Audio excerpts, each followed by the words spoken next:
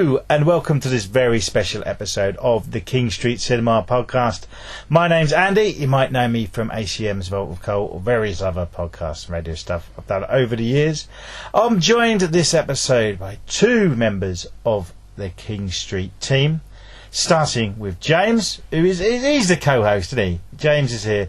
I am the Robin to him who is Batman. This is a Batman special because they are having Batman Day on September the 16th at King Street. It's a Saturday. If you're local as well, Ipswich Town aren't at home, so you've got no excuse. No excuse. No Bat excuse to get to the Bat Cinema to watch these Bat movies. That's right. Please be there. Yeah. James, you a fan? Of Batman? Yeah, Batman's fun, isn't it? It's good, isn't it? Yeah. And these movies I'm very much excited about. Dan is going to talk to us about the 1989 Tim Burton classic later on in the podcast.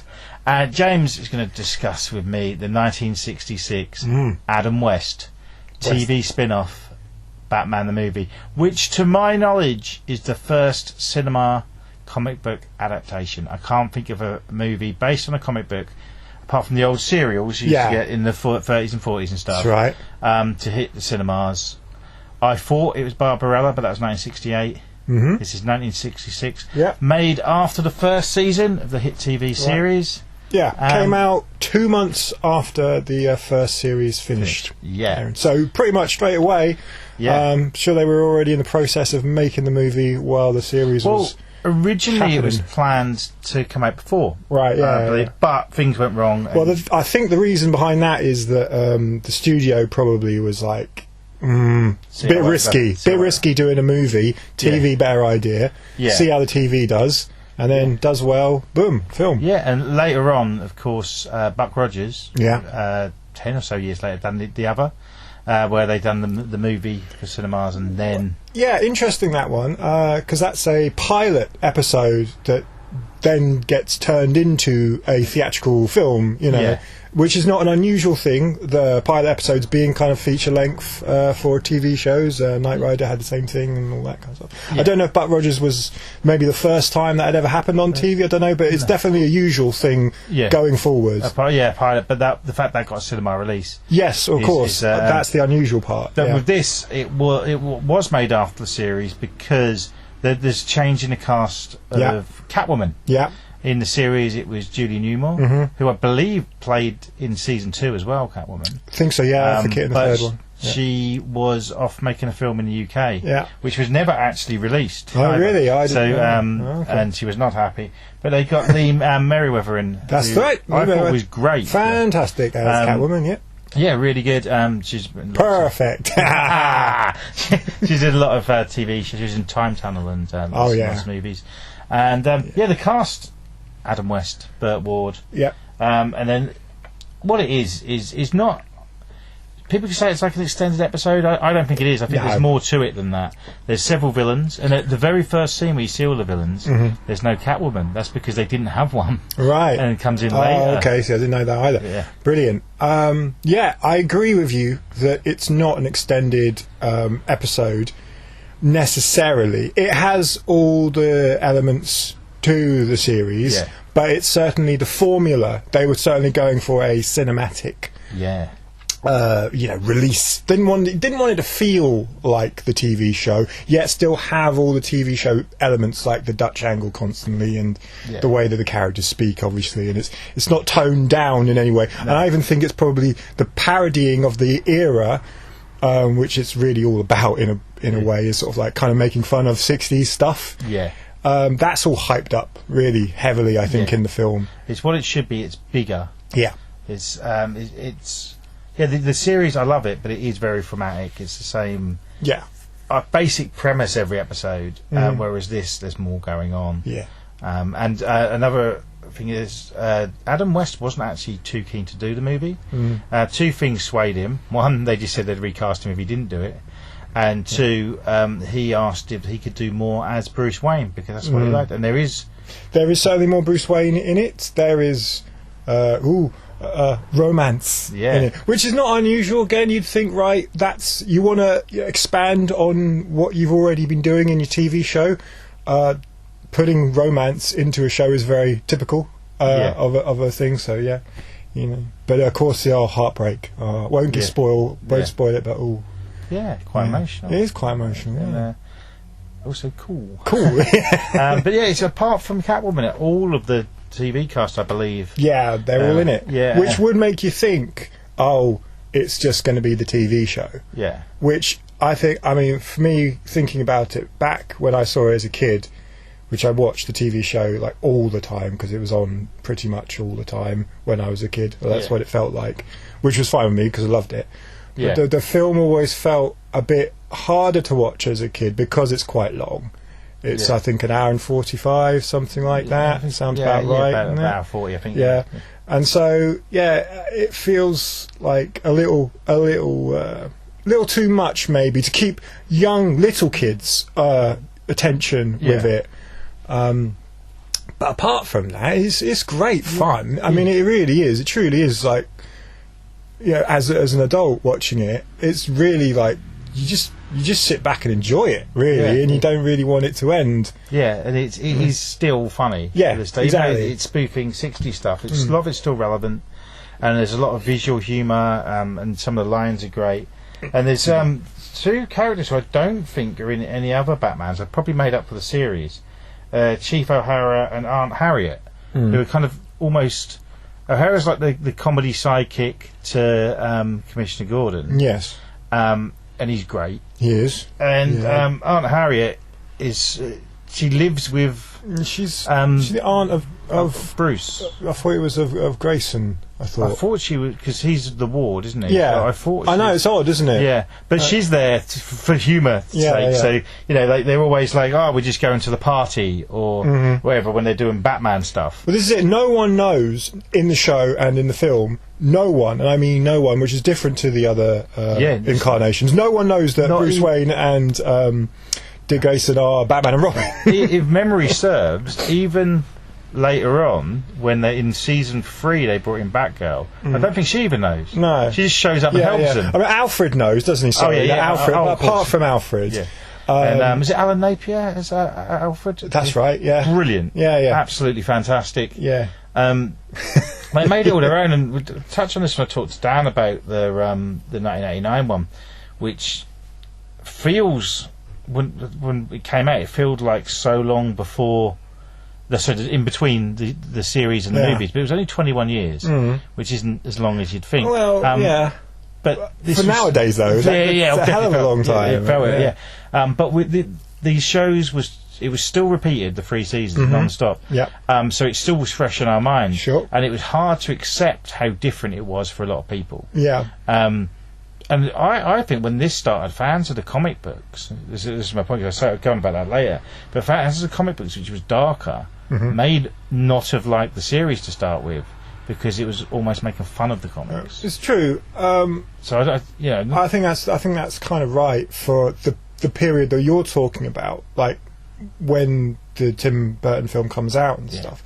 But the actual Batman comics of the 60s are... Apparently, I haven't read them, but apparently, from what my little research I've done on it, is quite similar to how the series was. Not extremely, not so full on, but the idea of having humour. Yeah, I thought that might have come in because of the series, and of course the punching and stuff and those visuals. That is apparently from the comics of the era. Okay. So I thought they might have lightened the comics to fit in with the show. Okay. Apparently it's what it is. What so that developed from the 30s to the 60s to become more light-hearted. Yeah. Okay, so that makes more sense. So, which might have been just a sort of feeling of the time.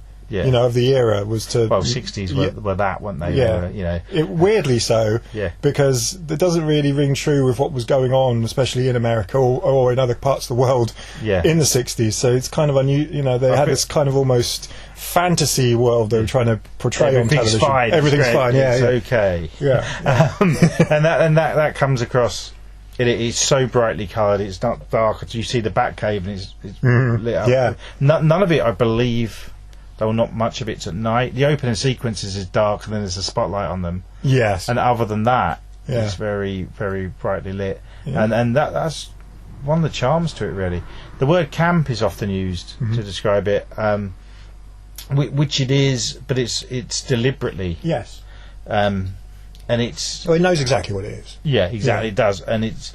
a friend of mine showed it to, I think, his wife or girlfriend recently. Say recently, the last few years. And she just thought it was terrible. Yes. I think she didn't get that it was supposed to be funny. I think there are a lot of people that is the case who watch it now, who've never seen it before, never heard of it. Yeah. Especially younger people as well, who wouldn't have, because I mean, like we say, we're of an age where it was on television, and I'm pretty sure after that it was gone. I don't think it was sort of repeated after that. I mean, into the 90s or anything. I'm not sure. I mean, I remember watching it very young, to the point of when the new one came out, I'd watched it for years, and then they showed it around a time even more when the 1989 one came out. Yeah, but that was certainly on then. Yeah. About then's when it stopped. I think, if memory serves, it would have been about 20 years ago. It was being repeated, possibly on Channel 5 or something in the afternoon. Okay. But that didn't last for long. Right. Might not be. It was on. I remember because I was off. I'd finished college and I was working in a coffee shop. It was on in that era. Right. So about 20 years ago. Right. But not for long. And then there was the massive. It had no Blu-ray release and DVD release, and it was a few years ago it got that, and then it's. And of course, I mean, like I say, I'm just thinking back to that period anyway. So let's say like 20 years ago, we still haven't got The Dark Knight yet. It's just around the corner coming out, but that certainly, when that comes out, I think it's 2005, something like that, completely changes everything to the point that if that's your introduction to Batman, which it is for a lot of people of this era, that's where they start off with Batman. That might even be the only Batman they've ever seen. To then go to this must be like, what is this? Like, what? This is not Batman in any shape or form. It doesn't even remotely like Batman. Yeah. So and if you don't like that about it, like you want Batman to be dark and how it is with the Nolan movies, then you're not going to like this, are you? And I think that's why, sadly, I think it's still all owned by Warner Brothers or whatever. So they probably. I thought it was Fox. Fox with the TV show. I'm pretty sure. Maybe I'm making that up. Because in my head, they deliberately sort of shelved it, so to speak, because it's so different, and they want to push Batman as this thing now, not that. CBS, I think, on television, which I think is owned by Fox. I think. I'm sorry, I'm just my brain is trying to. So maybe DC had something to do with it. I don't know, but it's so different that it wasn't being shown. But also at that point, we did have the animated series, which is darker, even though aimed specifically just at kids. That's a dark cartoon imagery, more like the newer one, and that was being shown. There was. You're showing the Mask of Phantasm, the first full movie of it, and there's been a lot of TV movies in between the live action ones. So maybe simply that was easier to sell than this series. So that might have been shown instead. There are a lot of things, though, in no way I would say offensive about this show and the film. But there are many things that are of the era in ways that people would just not perhaps recognise that it is meant to be funny. Like the way that a lot of the things that Robin says, they are meant to make you laugh. You're not meant to listen to him and go, oh right, so that's how that's how people thought superheroes should talk in a way that would be like realistic, not realistic, but make you go, I agree with you, Robin, I'm on your side. Like the way there is a bit in it where he looks not into the camera, so not necessarily looking at the audience, but just beyond. So it makes you feel like he is talking to you, but he's meant to be talking to another character, where he says something along the lines of, respect your police force. Right? Just like that. Just straight up, respect your police force. Respect the police. And it's funny. It comes across as being, like, for now, it's very like, oh, wow, that's really like a weird thing for anyone to say, with the problem that people have with, especially in America, with not trusting the police, a whole generation of people really not trusting the police. To have sort of your hero telling you almost that you should be on the side of the cops no matter what, See, I would see that as a joke. It is. I think even then it's meant to be a joke. It is. And I think that people would look at it now, not recognising that. not seeing it, who've never heard of this show, never knowing exactly what this show is, not recognising that kind of parody, because it doesn't really exist anymore. If you didn't grow up with that kind of thing and you're a young person of today, you might find it really odd. Like, why do people think this is funny? Why do people this is just silly almost, And I was really thinking a lot about that whilst rewatching it, like thinking, young people today, I just don't think there's a lot of them that just wouldn't find it. They'd go, right, I get that maybe it is trying to be funny, but I just don't find it funny. I think that kind of thing. Younger kids, up until sort of 8, 9, 10. I was thinking slightly older. That's what I mean. Would find it funny. Teenagers, wouldn't. Because there's so much. Everything's out there now, and they're probably at 12. They've probably watched 10 Marvel films which have humour in them, and it's a different sort of humour, and it's just not what they'd be used to. Whereas younger kids who still would watch Looney Tunes would laugh at some of it. Yeah, I'm just going to stop there, because what I'm going to do, for those who haven't seen it or know what we're talking about, because there might be some of you, we're going to play the trailer for the film, which you can get the gist. Yeah. So over to Batman and Robin now, who talk us through the movie in the trailer.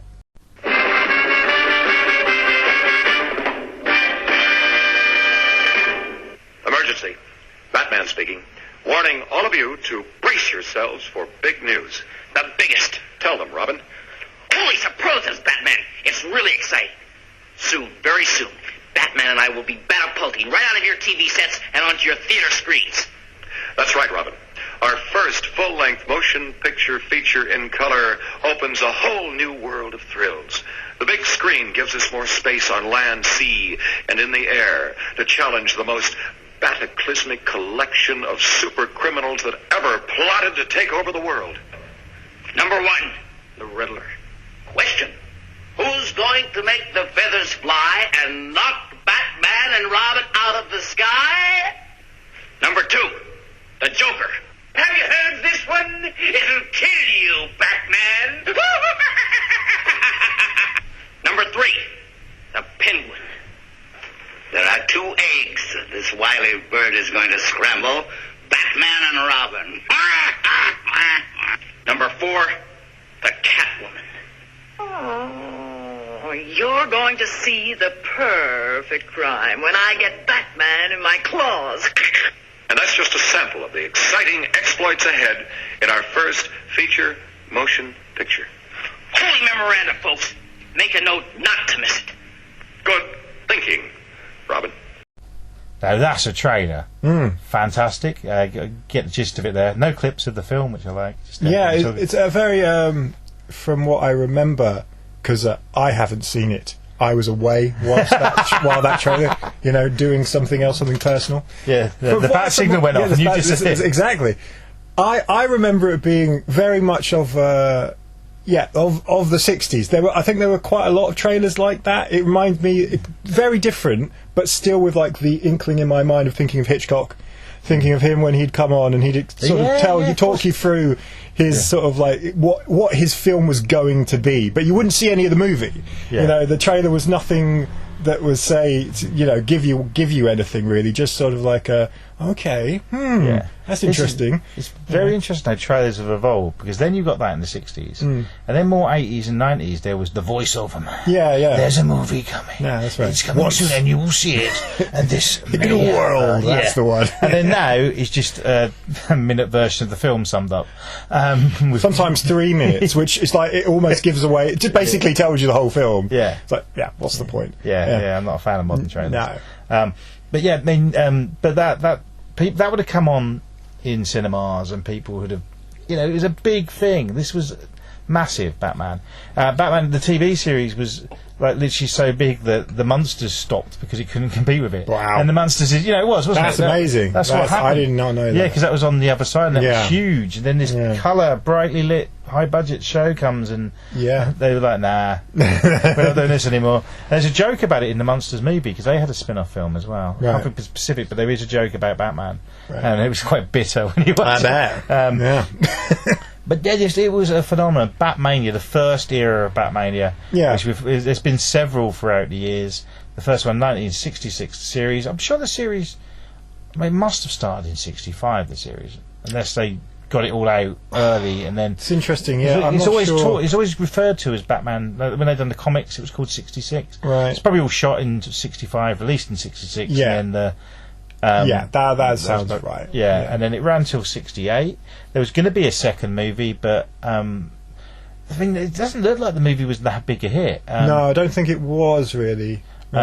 And it says it definitely got a cinema release. Yes. When you look at how it made money, it just says rentals. You mentioned this to me. Yeah. When we talked about this it seems that it found a real sort of home at home. Yeah. That I think people when home video came along, and in the 80s, I think it was released for the first time on VHS and Betamax in, I think, 1985. So real the height of the video era, and people just went crazy for it. It just did extremely well, you know. Yeah, it was I mentioned this when talking to Dan about the other film. It was the first video I ever owned. This movie, and that would have been 1985, 1986.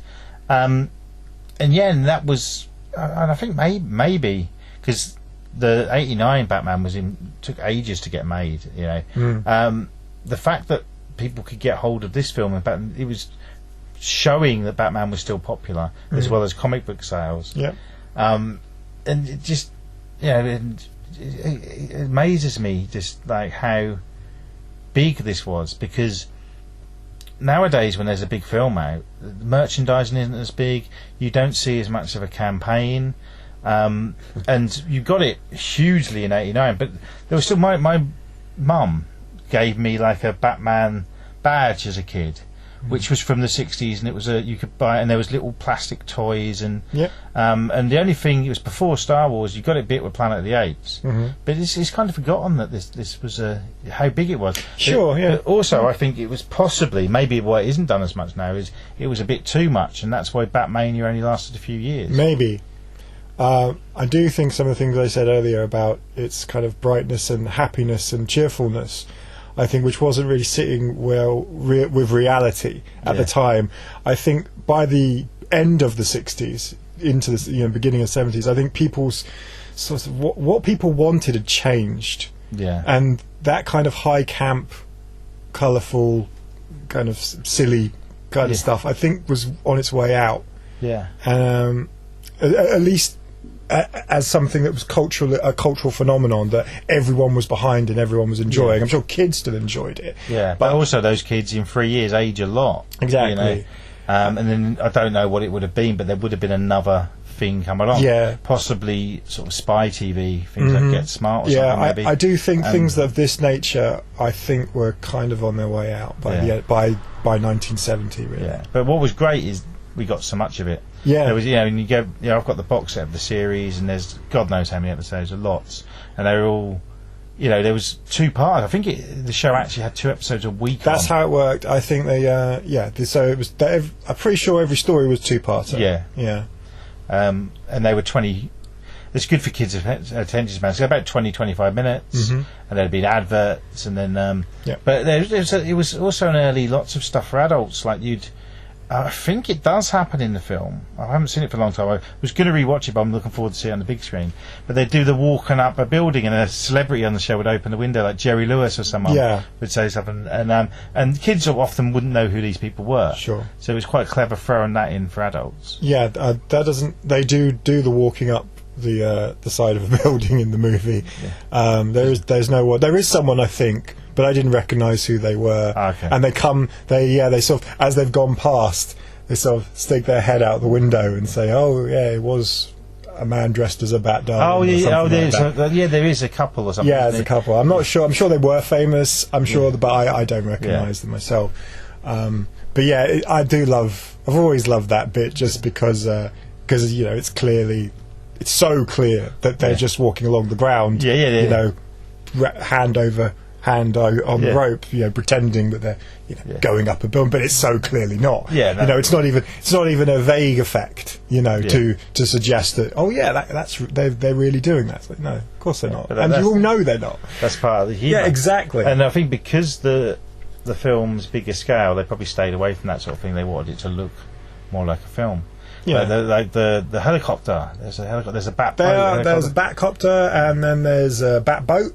and bicycle or whatever motorbike, which they carried on into the show, into the second series, using it. Where the other two, I don't think they did. No, and but it's still, over 50 years old, well over 50 years old. Quote with today, the iconic line: "Sometimes you just can't get rid of a bomb." That's the one. Yeah, that sticks with people. And then there's that's a very funny scene. It really is. And there's shark repellent bat spray. Yeah, the bit with the shark, which is it's beginning of the film, so it's not really any spoiler with that. No. Yeah, but is very, very, very silly.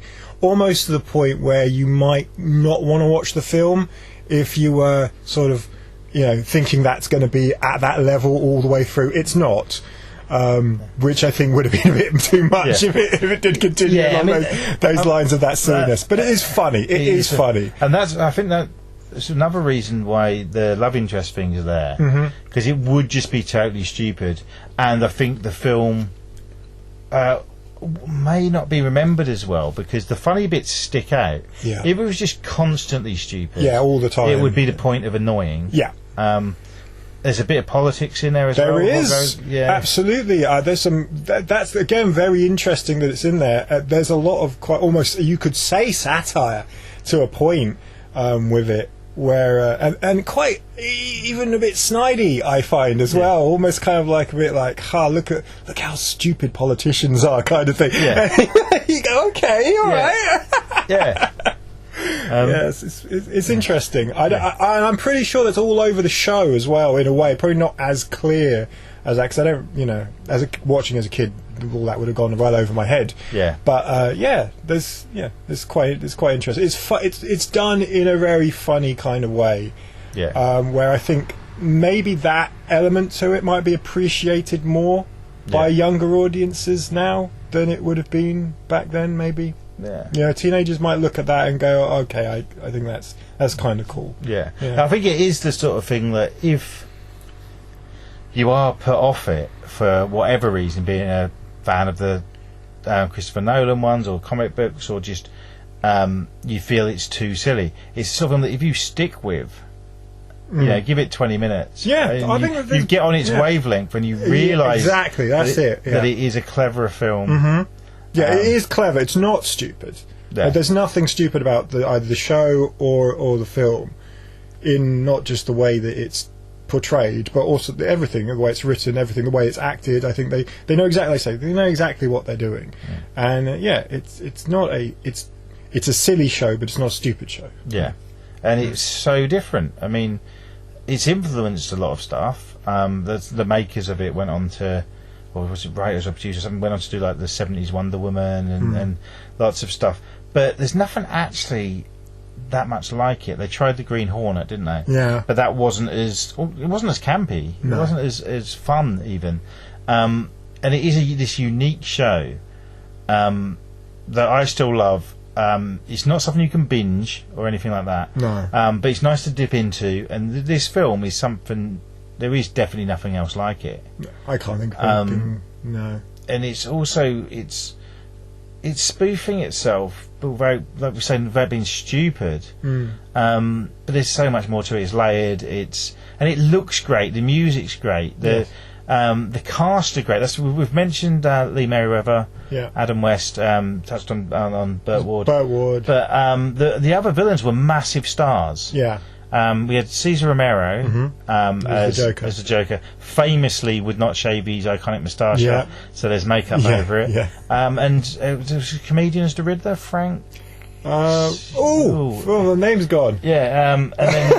And then who was the guy who was the Penguin? Come on now, Burgess Meredith. Of course. Yeah, legend. The legend. And this is why, for me as a kid, it was quite difficult to accept anybody else playing these characters because of how iconic they were. Frank Gorshin. And he was in Series 1 and Series 3 in the film. And in Series 2, he was replaced by the guy who played Gomez in the original Addams Family series. Hang on. John Aston. Yeah, John Aston was in Series 2. Yes, I remember that. And he was good. I mean, and also, like, Season 3, Catwoman was replaced with Eartha Kitt. But you got to think that the reason this is these actors were so big. I mean, Cesar Romero was kind of, he'd been in films and he was, but also these actors, they were massive, but they're remembered more now for Batman, I think, than the classic films. Maybe. I mean, you might be right about that. Burgess Meredith, I can understand people remembering him if you'd seen the show, obviously, if you'd seen Batman. Him less so than, say, Cesar Romero. Oh, certainly. But Burgess Meredith is, a huge star, proper, which you could say proper actor. I think they were all proper, truly proper actors. Almost actors. Actors, indeed, exactly. I think a lot of people probably know him as Mick from the Rocky movies, probably. Was he in Clash of the Titans as well? Yeah. Yeah. But he was in more dramatic stuff. Absolutely, which you'd say like proper acting kind of thing. But no, he's brilliant in this. He's fantastic, and And these were the four biggest villains at the time. But if you look at the series, you had like Roddy McDowall was the bookworm, and then Vincent Price was Egghead, and lots of big stars. They're just the ones I can think of offhand. But it was huge, and it was like getting movie stars in TV shows was a right novelty then. It was not like now with TV and with streaming stuff. TV and Hollywood are kind of closer than they've ever been. They're the same pretty much, I think. I think the way that the way they make films now, and to the way that they make television now is or series, let's say, not necessarily television, but streaming, series. They are almost the same. They really are.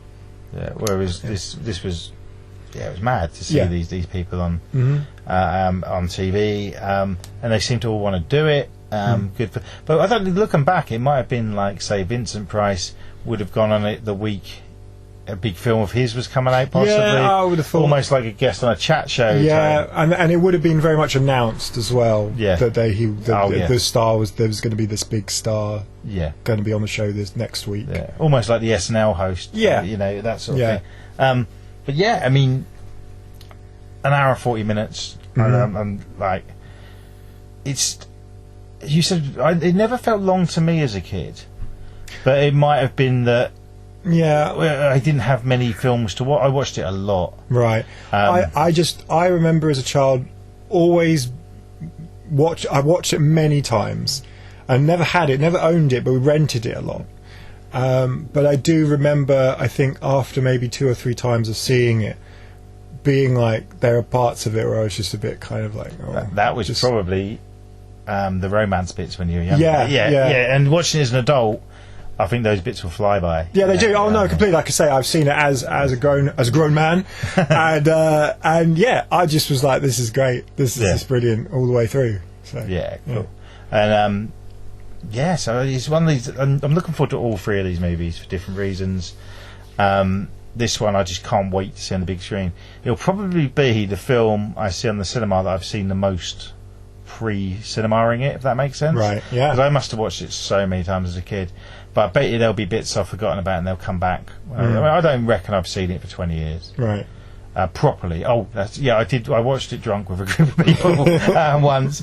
But I haven't seen it properly, and seeing it on the big screen would be great. Yeah. Now, you haven't seen The Mask of Phantasm. Haven't, no. But you've seen some of the series?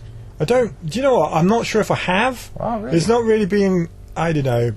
I think when that came out, and the whole sort of animated Dark Knight stuff was around, and I think it probably still is around, I just was never really that interested. Because the series... I liked the series because it came a year or so after the 89 film. But I remember it being a show that I didn't catch every week, whereas the 60 series I remember quite clearly being on in like half term in the mornings, whereas the animated series would have been on like 4 in the evening after school, and maybe I was doing other things like hanging with friends and doing. But I didn't see it at the cinema. But I've since seen it and gone back and watched the animated series, and I do think it's one of those things that's really hyped up, but with reason. Right. I think it is, in the Mark Hamill as the Joker is fantastic. Yeah, I mean that was always the thing that people would talk about. That the Joker, Mark Hamill doing the Joker was just, he was the best Joker. Apparently, that's what people would say at the time that it was out and around and very popular, very much in people's minds. Was that that was the best, apparently the best Joker. I always saw he's very good, and possibly they're right, but I always saw that as I'm a real Batman. You see, this was a part of why I don't think I was that interested in watching it, because I'm not a massive Batman fan. Like, didn't read the comics or anything. Like, it wasn't really a thing that I did. I loved the TV show as a kid and was very much looking forward to the Tim Burton films and watched them when they came out, and very much liked them, seen them many times. But beyond that, because I think those Tim Burton films are great because they're the Tim Burton world thing, and at that time, Tim Burton was making movies that I very much appreciated, and his look, his aesthetic was something that I very much liked, and the Danny Elfman music, which has always been for me the best thing about Burton's films in a way, because I just love Danny Elfman as a musician and as a composer. So all those elements were why I loved Batman. It wasn't the comics. The comics weren't what got me into wanting to watch those things. And so with the animated series, I just was never that interested in It sounds to me like you're a fan of movies. And live action. So therefore, that was more my thing. So, and that's always has been. Even though I have read some comics over the years, and even as a kid, Batman was not one of the ones that I did. So and so the animated series was something that I always said to myself, you should watch it, you should check it out. People say it's really good, but I just never did. I think the perfect way to get into it would be watching the Mask of Phantasm when you show it. It's just saying. But it's 75 minutes, and it's good. It's one of those movies that it didn't do well, and I missed it when it got its initial release. Looking forward to see it on the big screen. I like it. I do like the Batman animated movies anyway, and that'll be the first one I believe I've ever seen on the big screen. I might be wrong. They might have done, a one-off screening of one of the later ones that were made for video. I forgot. I might have, because I didn't go, but they've done animated versions with Adam West and Burt Ward about. That's right. Just before West died. And at least one of them got a very small release. Right. I recommend them. Anything else you'd want to add on the 1966 Batman the movie? I don't really think so. As far as just. Please come along and see it, because it is brilliant. It's Saturday afternoon. It's such a good. Exactly. It's on at the right time, because it's on when it was on television, I suppose, when the series was on television. And like we have said, that it's not the show, but it is the show in its own way. It is. You couldn't. There are so many elements to the show that are in the film. It's just an extended, but it's not fuller, more fleshed out. And none of this, I haven't seen the show, so I won't get it. You don't need to. No, you don't need to. No, I mean, even as a kid, I used to think that I didn't know that the series came before. I had no idea. I used to always assume this was almost like its pilot or something. All the TV shows are spin-off of the film. Exactly. And also we said about it being, I don't think there's any origin story with the 60s. No, there isn't. I don't think there's even mention of his parents being dead. No, it's all darkness is removed from this show. And even when there are moments of, let's say, melancholy or any form of sadness, it's almost like, oh, well, that's something, isn't it? Anyway, moving on. Flower power. Something to think about there. Anyway. Let's dance. So let's dance, exactly. And very, very, very quickly, because it's turned into a long Bat special. Did you see 1989 in the cinema? I did not, no. But do you remember clearly it coming out? Very much so, yes. It was huge, wasn't it? Huge. Incredibly huge. Not just because of the film itself. I think the whole... In this country, in the UK, the rating system had changed in the cinema to a 12, a new certification, which this film was one of two films, which were the first films for it to be. The Delinquents. The Delinquents was the other one. Which, is a forgotten film, where this is a film that everyone knows and remembers, and was a huge hit and was talked about. So the film was talked about in tandem with that, there is a new thing coming out. There was going to be new types of film, almost like new kind of films are now coming out of the cinema. Films that are aimed at a younger audience, but maybe not for everybody. So, you know, your 9s, 10s, even 11s, no. You know, you have to be 12 to go see this movie, which again made the whole thing kind of even more exciting. You know. So yeah, I remember that very well. Of course, the Joker, Jack Nicholson, who I do think is probably my favourite. I think of all the Jokers I've even the newer ones. You know, people talk about Heath Ledger and stuff, who do things very good, obviously. But I think Jack Nicholson will always be for me my favourite Joker. What I like about the Joker is every person who's played him has given something different to it, and it's whether you like it or not. And Jared Leto gets criticised, but he gave it something. It was more of a gangstery spin. I didn't mind his portrayal, but I don't think he was given enough to do. Heath Ledger, amazing. Jack Nicholson, amazing, and of course with Queen Phoenix in a different place. So that it's interesting that no one. Basically, what I'm trying to say, you know, how I get round to things eventually. No one's tried to impersonate the person who's done it before. No, and I think this has always been a point that's been made a lot, hasn't it? It's been something that's very clear that every single Joker has been its own Joker, which is, you know, great, fantastic. Of course, that's what you want from anyone, any character that's being repraised is done in a different way. So yeah, cool. You know, I was big, like I said before about Tim Burton and at his era at that time, and Danny Elfman. I mean, I was completely swept up in the whole the look and the sound and everything of it. And to me, other than, it's almost like there's two Batmans for me, and they're different eras of my life. So you have the one where I'm very young, which is the 60s Batman, and then the more coming into, you know, coming of age adolescent Batman, which is the Burton one. We are at that age where we've grown up with Batman, aren't we? Absolutely. Batman's been there for us. He might not have had guidance from parents, but he guided us. And maybe that's the point. Maybe that is the point. Something to think about. Anyway, moving on. Okay, we are going to move on. Do you know a local guy called Ed Barnes? I do. I used to DJ with Ed Barnes 20 years ago. You did? Yeah. He's done a lot of stuff, DJing, putting on gigs, helped radio stations get going, venues, done loads. Now, I saw him at King Street. He was at the Terminator and Robocop double bill. So I had me microphone with me, and he just gave us a minute of his time, just to talk about briefly the double bill of Robocop and Terminator. So to break this show up a bit, there's going to be a trailer now for one of the Batman films. Then we're going to be with Ed for a minute or so, talking about that. Lots of background noise. We're at a pub where there's a gig. And then another Batman trailer, and then we'll be talking about 1989's Tim Burton classic with Dan, your colleague. Yes. And I forgot to call him Bat Dan. You did. Which I'm regretting. But yeah, stick with us for more Bat Facts. This is fun. I'm enjoying this. Trailer time.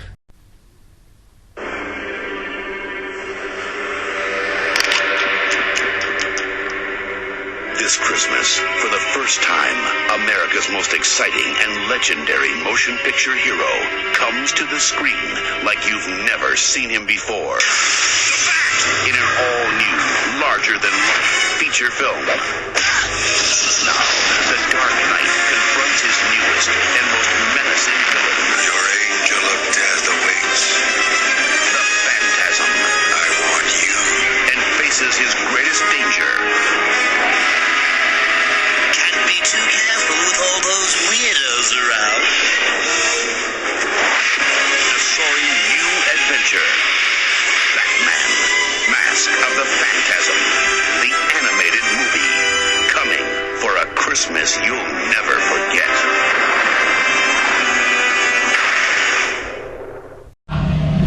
Hi Ed, thanks for joining us. You've just been to the double bill of Robocop and Terminator. What did you think? Brilliant, a good old throwback to double bills like we used to have many years ago. Hilarious fun. I think they dated brilliantly as well. just hilariously good fun. I mean, the Heinz films of that era are just ingeniously funny in their own way anyway. But yeah, it's just a pleasure to see it on the big screen. Have you seen either on the big screen before? No, even though 49 years old, I wasn't quite old enough. I went to see RoboCop 2 when it came out. I was 17 when that came out in the cinema, so I managed to sneak in on that one years ago. So yeah, that's the first time I've seen them on the big screen. So that's a treat. That's great. And are you a regular visitor to King Street? You know what? When we can. Last time we came, what did we go to see last? I was asking Mother. Did we go? Was it? I can't remember. I think it was. French Dispatch, maybe. So it's a while ago. Yes, a year or so ago. That yeah, you know what? I guess it's. I think I need them thrown in my face more. Yeah. I don't see too many ads, and we found out about this one through a friend. Okay. So they told us, and we were like, "Oh Christ, yeah, gotta go to that." Okay, well, I'll send you the links to the podcast, which will update you on, and you'll hear yourself. There you go. On this. So thanks a lot for joining us. I'm glad you enjoyed it. Cheers, mate. Cheers.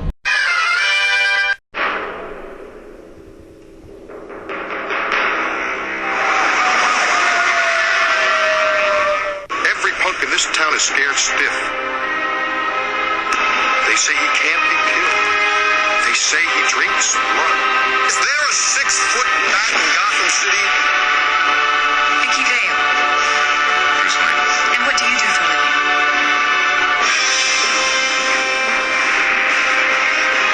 He's a tired old man. Can't run this city without me.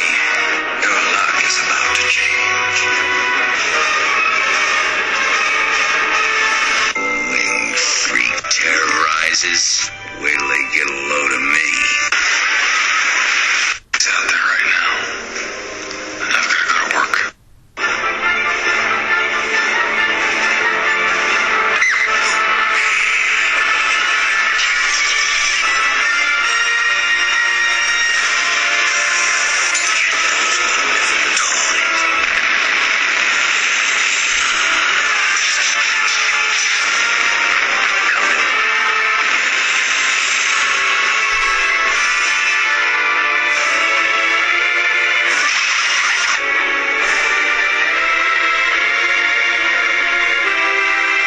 My life is really complex. I have given a name to my pain.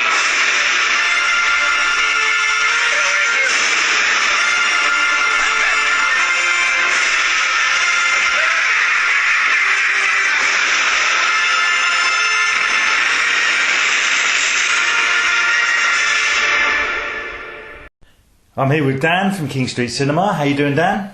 Very well, thanks. How are you doing? I'm good. It's been a while since we've had you on. It is. It's good to be back. And Batman. This is a exciting day for me. The Batman Day on the 16th of September. Yeah.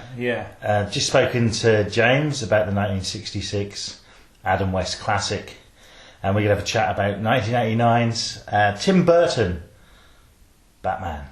Just called Batman, isn't it? Just called Batman. We've had the Batman. Yeah. Batman the movie. How many variations on the name can you come up with? Exactly. And this is one I remember fondly being released. Did you see it first time round? I did.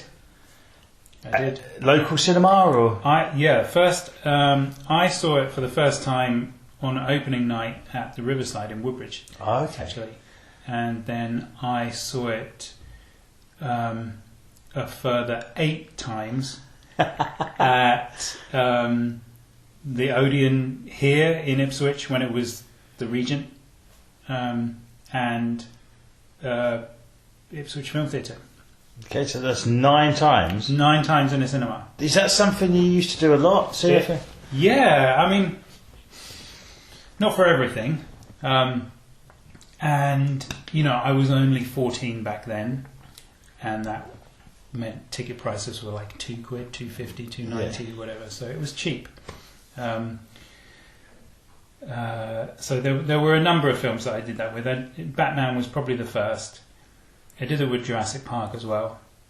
But beyond that, not really a lot. No. Had to be something really unique. Yeah. And have you seen it? I'm guessing you've seen it since then, but have you seen it on the big screen since then? No.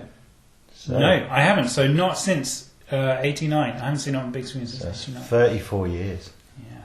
Yeah, now this is what we'll talk mainly about you, but I saw this It was 1989. I remember being on holiday with my family, and I was 8 years old.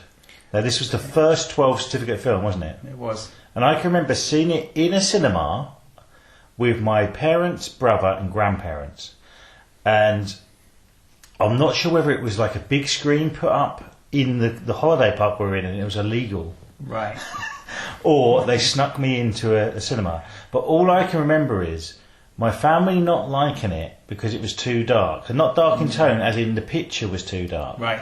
Which makes me think it might have been a bootleg copy that they shouldn't have shown. It may well have been. I know there were I say complaints. There were observations at the time by audiences that it was very dark, and in fact, when it was then released on video, it was regraded lighter. That could have been a. Yeah. I definitely remember. I still wasn't 12 years old when Batman Returns come out, and I just got a ticket and went in confidently. I won't say what cinema that was because I know the people who worked then. It wasn't in Ipswich, but it was a big movie. This was the thing. This is the first film I can remember coming out with such a big marketing campaign. I'd done things like I collected those little comic strips in one of the newspapers, and my grandparents would save it for me, and I stuck them all together. Yeah. There was posters, toys, everything. And it's important to remember this was the first 12 certificate film.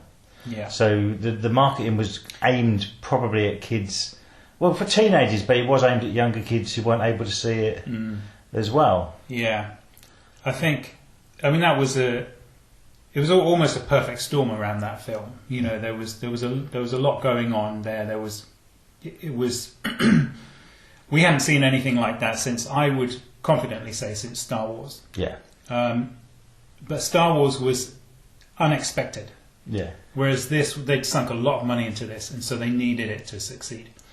Yeah, I mean, I'm guessing with Star Wars, the first one came out, done well, and the marketing was more around the sequels. Yeah. I mean, the action figures I had as a kid for that they did say Return of the Jedi on the packaging, not Star Wars. And yeah. Well, I mean, that was another thing where nothing was. They didn't think it was going to do very well. George Lucas thought it was going to fail. Nothing was anticipated behind that, and so action figure sales didn't come until Christmas, and the film had been out like 8 months. Yeah. So it was a different time. That was the very beginning of what we saw as the result with Batman. And of course, Batman had fans from the comic books and TV series before the film. That's right. So that this film would have got made with or without Tim Burton. Yeah, that's right. There was a built-in audience already. And in fact, Tim Burton was kind of semi-offered the job after, I think it was Pee Wee Herman, Pee Wee's Big Adventure. And then they literally waited to see how well Beetlejuice done, and then it done very well, and then he was given the film. Yeah. Looking back, it seems perfect. He's dark but family orientated. Yeah, it's for me it has the balance right. The tone is right. Yeah. In there, it's much more, even for all the the mature themes of the newer films. I think this one is a much more grown-up film because it's not based around fantasy. Essentially, it's an 80s action film. Yeah, that is it's at the centre is in terms of relationships is a 35-year-old man and a 30-year-old woman. In the beginnings of a relationship, and it's they don't do that kind of stuff anymore. They don't make that sort of element will be in a film, but it will be one of 100 other elements. Yeah, and the biggest element will be the animation that's in the film. Yeah. So this is again they built all the sets. Huge sets in Pinewood. It was a large scale production. It was a very expensive film to make, and so it was 48 million. It was close to that, maybe which you got to think this is 34 years ago. That's so right. Nothing like a film of that budget now. So they were coming off. They were coming off the back of 2 years ago Superman 4, which was a gigantic failure. Yeah. And so, 2 years isn't a lot of time. No. To then be sinking $50 million into a film about your other big, costumed character. That's because this film there'd have been pre-production on this before Superman 4 came out. Yeah, well, I think the producer, who's been the producer for every Batman film from that time then until today, Michael Uslan, his name is, he had owned the rights since I think the late 70s, and he'd been trying to get it going since that time. It had gone through a lot of different actors and directors, and sometimes things happen at the right time with the right people. Yeah. Thank goodness that the whole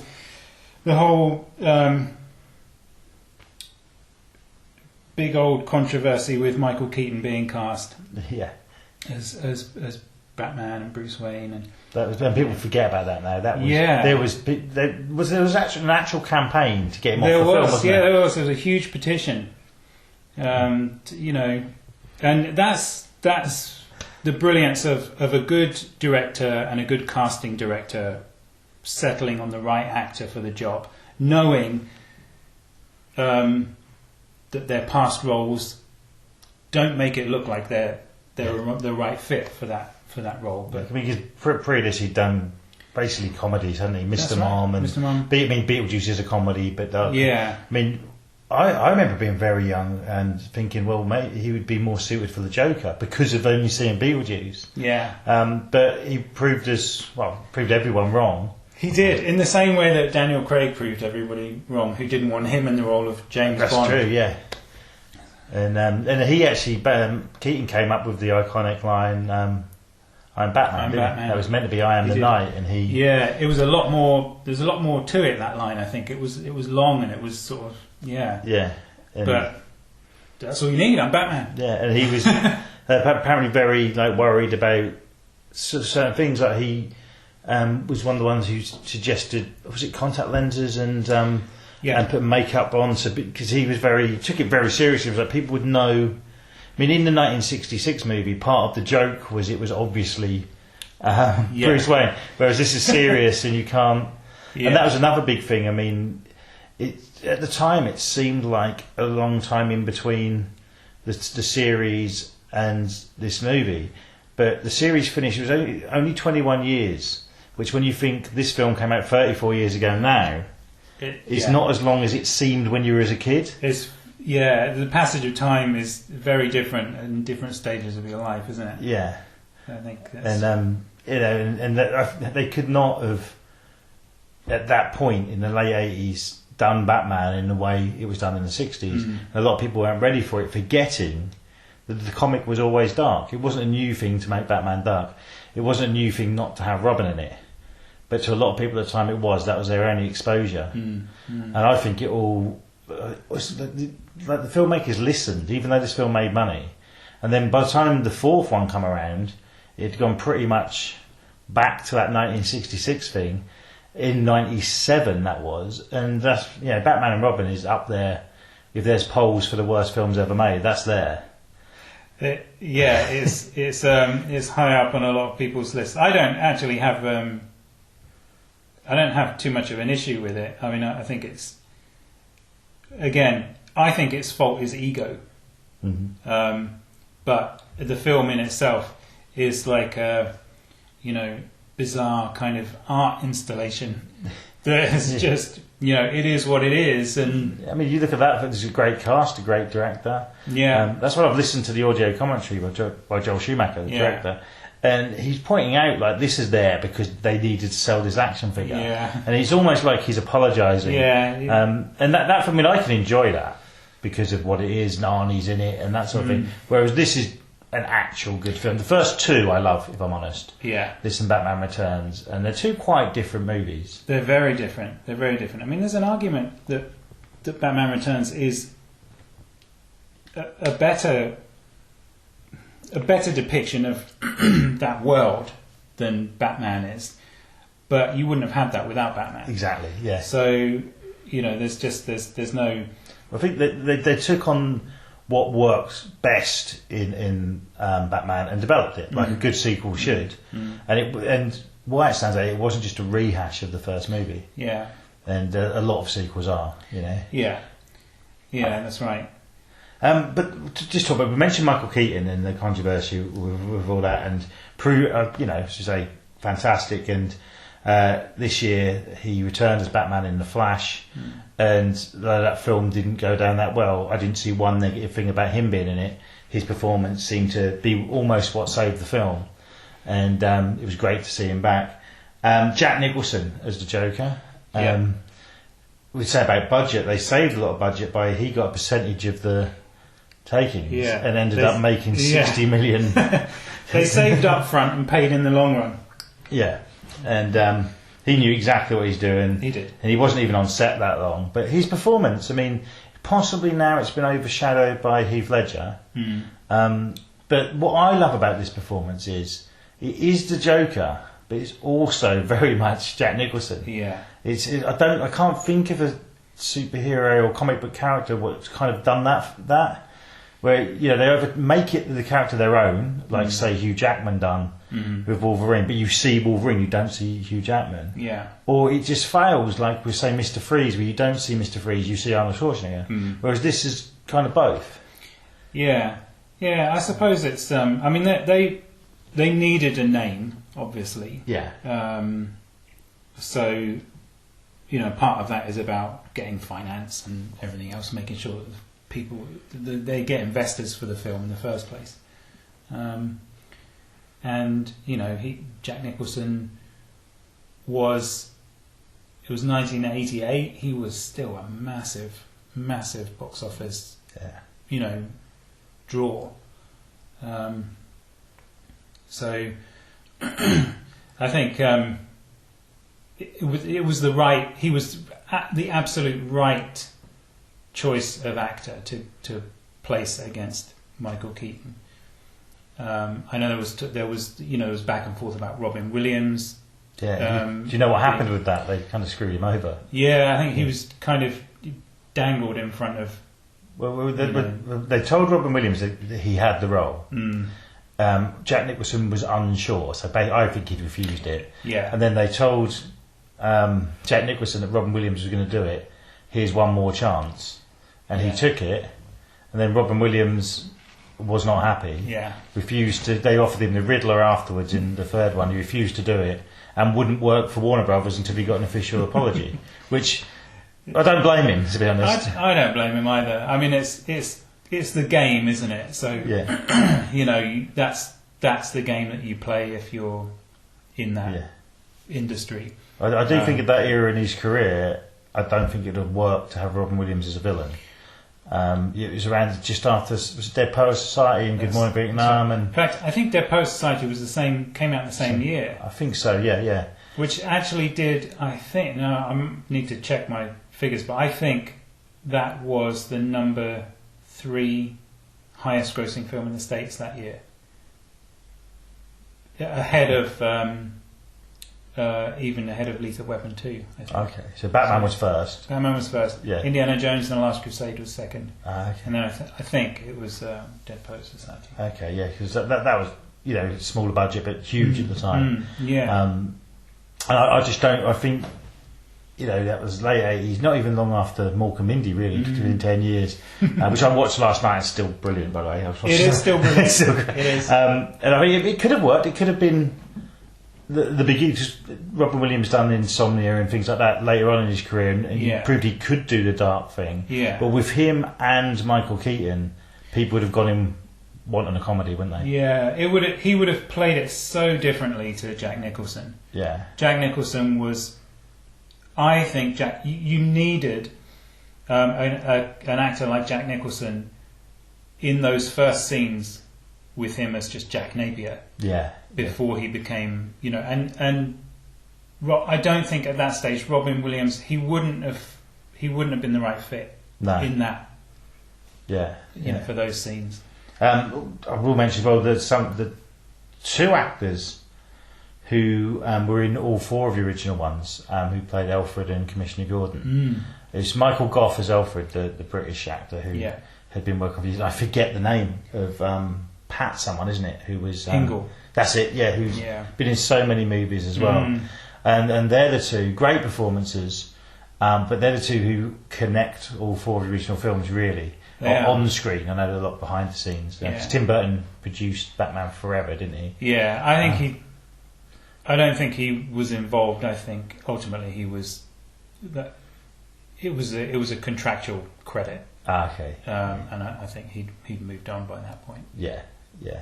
But yeah, those two guys were great. Billy D. Williams, who was meant to go on to become Two-Face in the later movies. Oh, I would have paid good money to see Billy D. Williams as Two-Face. Yeah, that would have been good. I mean, we did get to see him in the comic series that came out last year. I think it was Batman *89. Oh yeah, of course, that's like a sequel comic series. So he became Two-Face in that. But that's interesting the way that this film was so successful, and they were sowing the seeds for sequels, and it just proves that things can not necessarily go wrong, but go off track. No matter what, really. Yeah, interesting that we still see that with DC's films. Yeah. So it's probably maybe a problem that's very specific to them. Yeah, I mean that's the thing. I mean, if I'm totally honest, DC as a company and the characters, I prefer so much more to Marvel. But the movies, there's good ones and there's ones. I wouldn't say there's bad DC films. There's ones that just don't work, and they just haven't got it yet. Yeah. It's a funny thing, isn't it? I think they would have been reaping the rewards now had they not lost their nerve with Zack Snyder.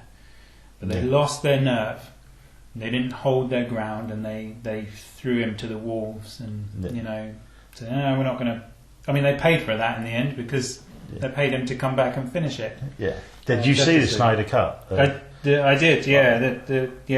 The 4 hour. Yeah. Yeah. I really liked it. I thought it was great. yeah, it was. But yeah, I don't think that wasn't intended as a cinematic release. It was meant to be two movies, I think. Yeah, that's right. And then I have seen Blue Beetle, the new one. Okay. It's fine. Yeah. I enjoyed it. Yeah. But you can tell they've not done too much. There's not other characters in it. Right. They've been very safe. Right. Safe with it. But there's an action film with an action scene where they're fighting to Motley Crue, so I enjoyed that a lot. But you can't judge a film. That probably put most people off. But something about music. Now, in this, Danny Elfman's score and Prince, who was asked to do one song for the soundtrack and done, 10? And done a whole soundtrack, much to the annoyance of Tim Burton, I heard. Yeah, I don't think he really the marketing guys loved it, but I don't think Tim Burton liked it at all. But I bet he did like the score. You still think that when you think Batman? Absolutely, I think so. That in the same way that I think those first 5 notes of the score that you hear in the film over the Warner Brothers logo set everything up perfectly. In the same way that it does exactly the same way in Superman the movie with John Williams. He did, the first 5 notes of the Superman theme over the opening of the curtains at the beginning of the film, and this is exactly the same. And it's getting an earworm in there. It's identifying that I know what this is now. Within 5 seconds, you know what you've got. You know what's coming, and.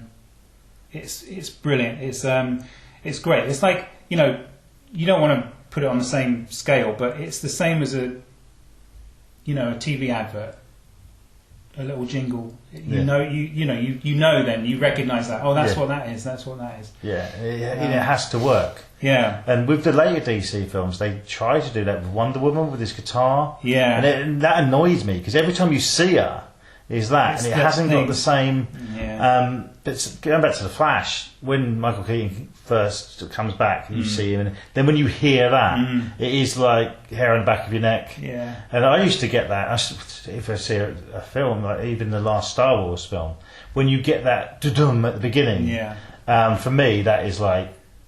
But that comes from childhood and repercussions of seeing it. Yeah. But for me, that's why I enjoy them kind of, but I can't get into Star Wars on TV Yeah. because it is that big.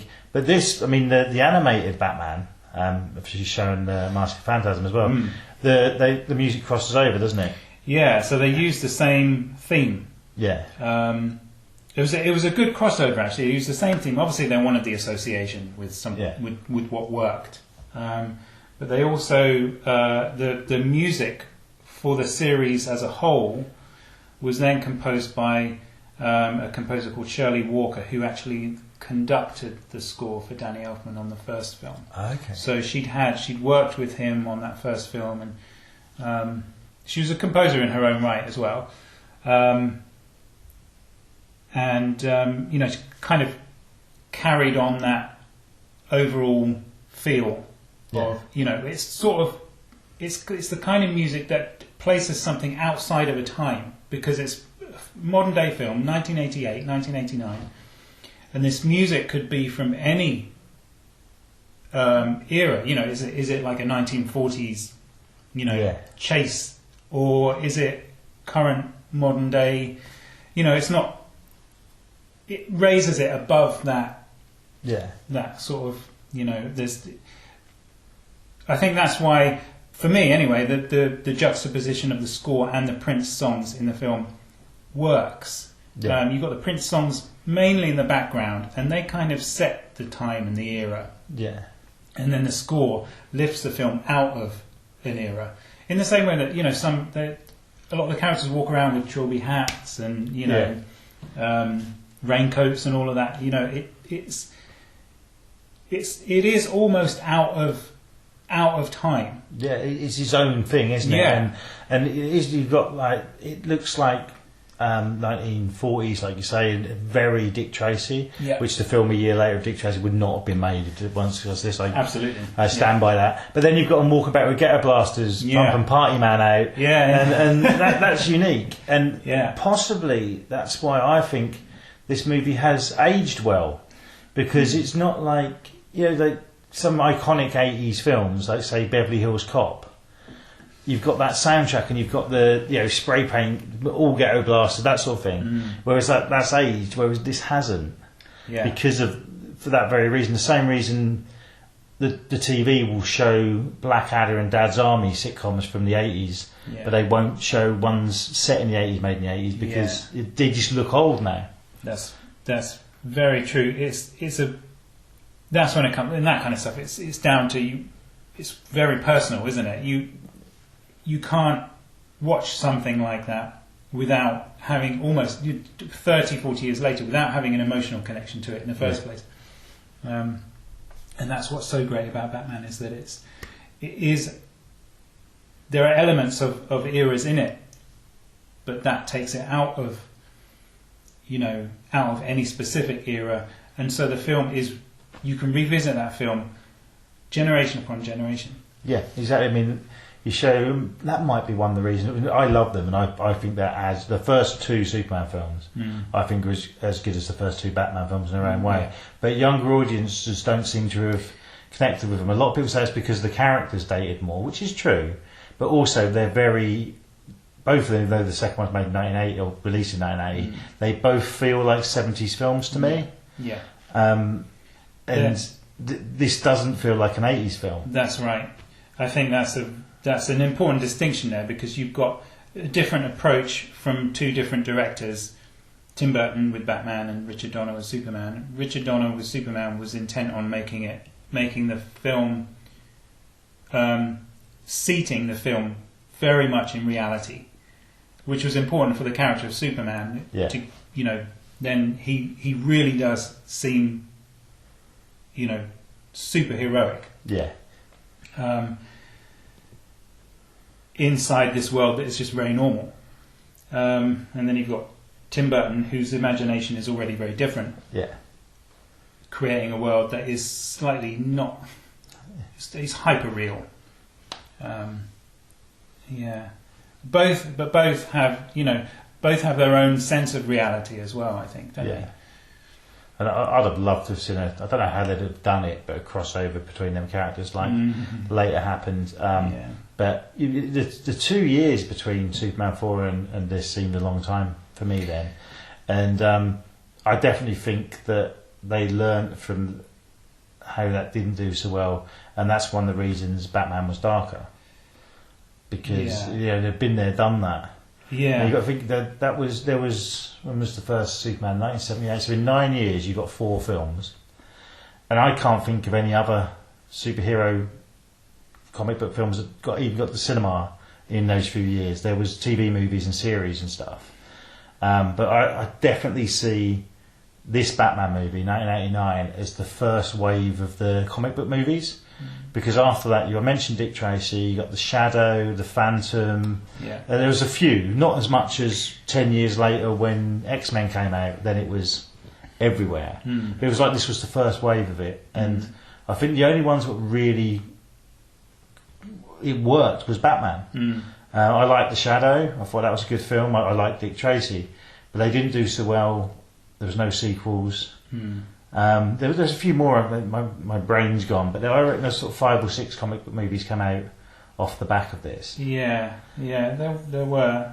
I think the appetite wasn't there really, because there's the tone of those films. I mean, Dick Tracy, I think is brilliant.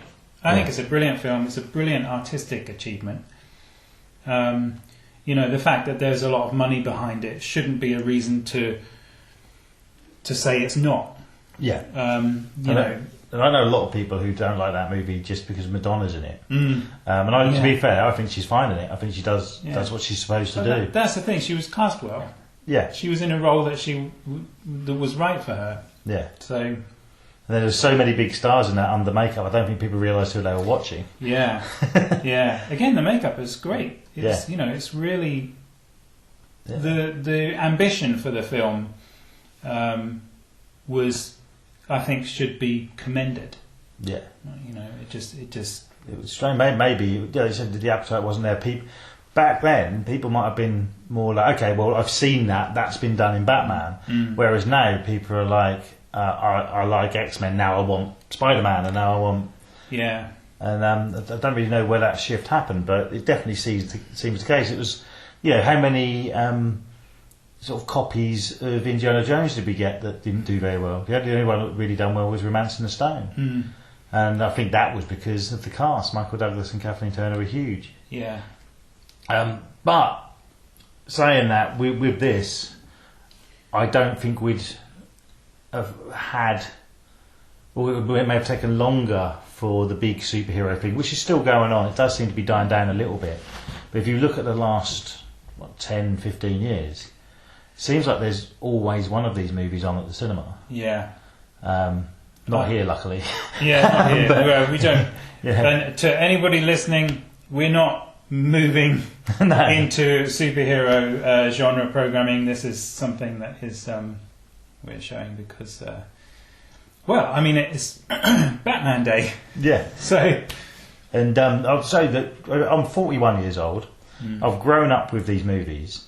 I've seen every Batman film in the cinema when they've come out, apart from Mask of Phantasm, because I'm not sure it got a very big release. If it got released in Ipswich, I think it would have been like only morning showings during a half term or whatever. Yeah. And I wasn't born when I was born in 1981, so 15 years after the release of Batman the movie, which was the first video I ever owned that was bought. A proper pre. Wow.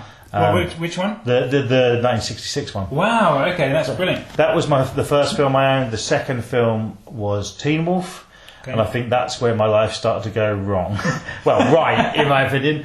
I still love both of those movies. They're both considered camp, and just they're a bit different, And Batman '66, I was talking about it with James, but he's a comedy. Yeah. And I know people who've watched it and gone, "Oh, it's just silly." That's the point. It's It spoofing is, the comics in a way. Yeah. Whereas this was the first actual, almost straight adaptation from the comics. Yeah, it treated the source material with with a level of maturity Yeah. that we hadn't seen up to that point. And it is a movie that sold to kids, but they definitely made it so adults would like it as well. Yeah, I think what you said earlier about it being like an action film, which we were in the era, just the latter stage of it where it was the Arnold Schwarzenegger, Sylvester Stallone, that sort of thing. There's kind of a bit of gangster in there as well. yeah, and let's be honest, if parents saying their kids, the dad would have liked Kim Basinger in it, Yeah. Yeah, see, and Jerry Hall was in it as well. Yeah, that's right. It was brilliantly cast. I mean, Have we even mentioned Jack Palance yet? no, we haven't mentioned Jack Palance. I mean, the cast is just extraordinary. You know, that's the thing. Coming off of Superman 4, Yeah. and you managed to put together a cast of actors who have been around for a long time, who are very, very respected. And they do, obviously, they're going to be like, well, how much are you going to pay me? Yeah. But And that might explain as well why it took 10 years to get going. yeah, yeah. I mean, I suppose that's the thing with if it had been made in the late 70s or early 80s, it would not have been the same kind of film. And it would have ended up being much more like Superman. Yeah. So there would have been a lot more comedy in it. Yeah. It would have been lighter, there's no doubt. So, it came at the right time and, with the right people. Yeah. It really was. That the end of the decade was the best time for that film to come out. Yeah. And because, the 80s are remembered of this brightly coloured light, and it's like this is the end of the 80s. Yeah. And one thing I totally forgot to mention, films it influenced. The next year, the Teenage Mutant Ninja Turtles movie came out, and that was quite dark and also criticised for being dark. Yeah. If it wasn't for this, firstly, I don't know if it got made, and secondly, it would not have been. It would have been more like the sequels. Yeah, that's right. And I do really, really love that first Turtles movie. Yeah. It's good. It's very enjoyable, and it cuts to the chase. It doesn't meander around with It doesn't try and give you some kind of half-hour origin story before it gets into the real story. It's just there. It is. It's Yeah. Yeah, and that was probably the most successful film this influenced. But this is still influencing films today. Michael Keaton, who I think brilliant comic actor, but now he is known as an actor. He after the second Batman, he went on to do Much Ado About Nothing, wasn't it? And then he's done Birdman, and he'd have been stuck in films like Mr. Mom or Multiplicity and things like that. Probably. Yeah, he was in those films for a very long time. Yeah. There's nothing against those Oh, films. no. But I do think that there's more to him than that. Yeah, absolutely. He's one of those, like Robin Williams. Robin Williams came from an acting background and then was just a funny bloke. Yeah. So he'd done comedy. And I think it's nice that Michael Keaton has gone back to just loving the fact that he was Batman. Yeah. There's that bit, and it must have been, there's all the things we haven't touched on, like how difficult it was wearing that suit. He couldn't hear, he couldn't move his couldn't hear neck. anything, yeah. That was one of the reasons he didn't do more of them, from what I heard. And he didn't want to get typecast, and I think he had the balance. Yeah. Yeah, I mean, he, as an actor, he's, he can take on whatever role he wants to take on and drop whatever he wants to drop. Yeah. But it is nice that he clearly remembers that fondly now, that time fondly. So he clearly wants to revisit it. Yeah. I mean, just quickly as well, there are other things that we haven't talked about, like the set design for the film and the vehicle designs and all of that, and the Anton Furst, who designed all those sets, extraordinary designer. Yeah. who wasn't around for the second film because he sadly passed away after the first film. But again, one of the key architects, along with Tim Burton and probably Danny Elfman, I would say those three, really responsible for the visual success of the visual and oral success of the film. Because those, the design of Gotham City was just extraordinary. Yeah. And the Batmobile is still a lot of people's favourite Batmobile. Yeah, and the Batwing. We forget about The that. Batwing, yeah. The scene where he goes up to the... Yeah, silhouetted against the moon. Yeah, It was the first time it was the plane was designed in the shape of the actual symbol, which was fantastic. And so much we could talk. We should probably we could go on forever. But with another thing, influenced. So with the superhero films influenced. This set off Tim Burton's career to even now, and I still think he's a good director, but he falls back on remakes and that sort of thing. But I think if it wasn't for this, which was so successful, I'm pretty sure he's told, right, your next project, do what you want. And then we got Edward Scissorhands, which is a beautiful film, remembered fondly, and I don't think he'd have been allowed to do something like that. I might have dreamt this, but I'm sure it's like, do another Batman film, but do what you want as well. And that's how we got that. Because that was in between, I believe. That was 1990? Yeah. I think you're right. Yeah. And then Batman Returns was 92. Yeah. Which, a double bill of these two films is great. But then I have watched them back to back on video, and you notice the differences more. But those few years in between, I think, helped Batman Returns. Yeah. Nowadays, it would have been made the next year, or probably shot at the same time. Yeah, that's right. Yeah. I mean, he was certainly a more confident filmmaker by that time. And he was. I think they're confident that the studio's confidence in him gave him confidence. Yeah, in the job he was doing. It was more him than him being a hired hand. Yeah. I think that's sometimes a good thing, sometimes not so good. It set. For all the differences that they then made in Batman Forever with Joel Schumacher taking over. Batman Returns, the approach to Batman Returns by Warner Brothers set the tone for then reaching something like Batman and Robin, which was, here's the, your previous one did great, here's all the money you want, go off and do the next one. As long as you get toys in there. Yeah. So for better or worse, that Batman Returns influenced everything that, to a greater extent, I think, than Batman, influenced everything that came after it, because the decisions then were much more corporate. Yeah. And much less artistic. Yeah. I think that Batman Returns critically possibly done better than the first one. But it didn't do as well as the box office. It still was a hit. Yeah. But it was nothing like the first one. Yeah. Mums and dads didn't want to take their kids to see it. Yeah. I think was the primary, the biggest thing that you heard on the news. Anyway, that was the biggest thing. And McDonald's couldn't sell their Happy Meals. Yeah. There was everything for the first one. There was breakfast cereal, wasn't there? Batman breakfast cereal. And, it was everywhere. That was a cultural phenomenon. Yeah. It was everywhere. It's very. I shouldn't like it when that happens, but I do. I think that's a nostalgia thing. I think so. And it's part of making the film an experience other than just going to see a film. Yeah. And I kind of miss that, and I do miss when a big movie comes out now. Where's the Prince doing a song for it? Yeah. I think the second movie had Susie and the Banshees. Did it? Yeah. And you just don't get that. The closest we've had, I think, is when Iron Man originally came out. They were rehashing AC/DC and selling a soundtrack, which was basically the best of AC/DC. Yeah.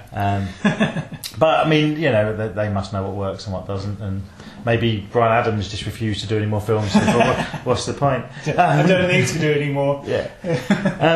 Firstly, I haven't said this before. I really want to thank you for doing this Batman Day. because Okay. it's for me. I get to see the two I haven't seen at the cinema, Yeah. and I never thought I'd see this 1966 one, and I get to relive 34 years ago. And I don't think I've seen it at the cinema since. I've been to a lot of classic showings of things. I've seen Batman Returns, Yeah. but I'm not sure if I have seen this at the cinema again. And I'm really looking forward to it. And yeah, so thank you very much. No, it's a real pleasure. It's partly for me as well, but I know there's an audience out there for these, so you know, Yeah. and you're one of them. Thank you very much. Yeah, that's my job, to watch films. And also thanks everyone for listening. Get along to this on the 16th. 16th of September. The 1966 is being shown at 2:30, Yeah. and then is it 4:30 for the Mask of... It's 6. 6. Oh, there's a break, so I can go get some food. Yeah, you can. 6 o'clock for Mask of Phantasm, and 8 p.m. Yeah. for... I believe it's 8 p.m. or 8:30. we should really make notes. Check out, though, and check out his Facebook page, isn't it? The King Street Cinema. The King Street Cinema. Yeah. Instagram, Just King Street Cinema, and the website. That's you keep looking at. In the middle of this episode, I put a little thing with Ed Barnes, who came along to Terminator and RoboCop. And Ed, if you're listening, follow the socials, and the website is fantastic. You update that regularly. It's like. New films added all the time, yeah. Yeah. By the way, yes, it is 8 p.m. for Batman. 8 p.m. Excellent. Internet is a great thing. So thanks for listening, and we'll be back same bat time, same bat channel soon. Thank you very much.